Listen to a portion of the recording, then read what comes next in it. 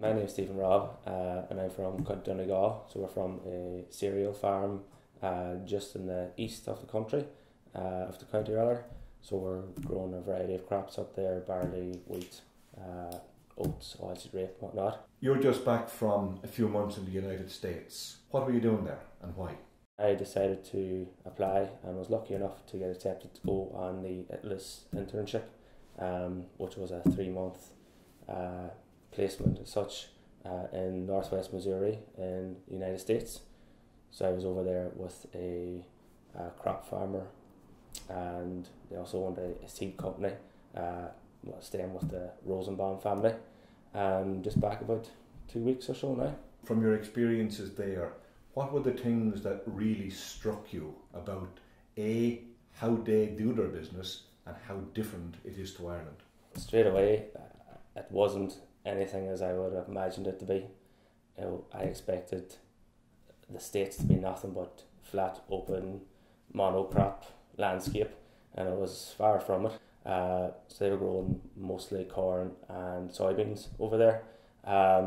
What struck me was they've told me since that it was a fantastic spell, an unusual spell of weather that they got over there. But when I was over there, the weather was smashing. Obviously, it's coming from Donegal. We've had our fair share of troubles up there with rain and whatnot. We didn't experience that at all in the States. Blue skies nearly every other day. And what that actually meant was that you weren't fighting the weather, so you could really plan your systems around the certainty of having the time and then having the leisure to carry out your harvest operations, because I was only there really for the harvest. Within 2 weeks of landing there, we had begun, and the harvest lasted about 6 to 7 weeks or so. In terms of your experience with GM crops, you'd not seen them before. What was your view or your opinion, and what traits were they using? I wouldn't have been familiar with them whatsoever. I would have read about them, I would have seen bits and pieces about them, but until you're actually there, until you're living and working in a farm that has fully embraced GM, you can't really understand what kind of a difference they have made.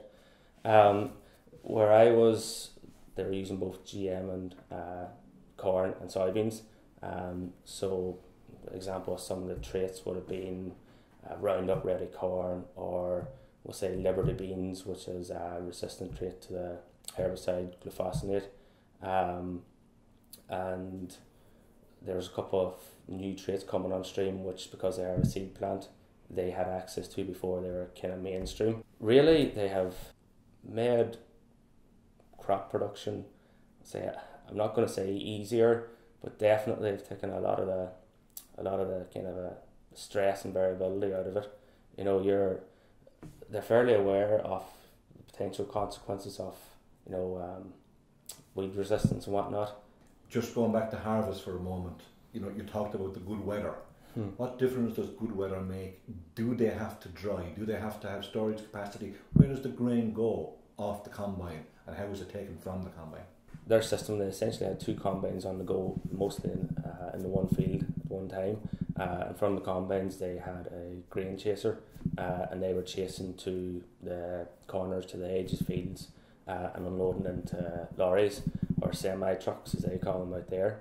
And from there, they were carting the corn or beans back to their elevators, and they had one of 2 main elevators. So they had generally the beans didn't need drying as such, but the corn certainly at the start would have required drying.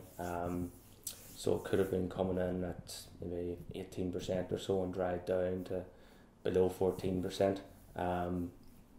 But even at that, drying corn out there versus here at home takes an awful lot less energy, because they have the temperatures during the day.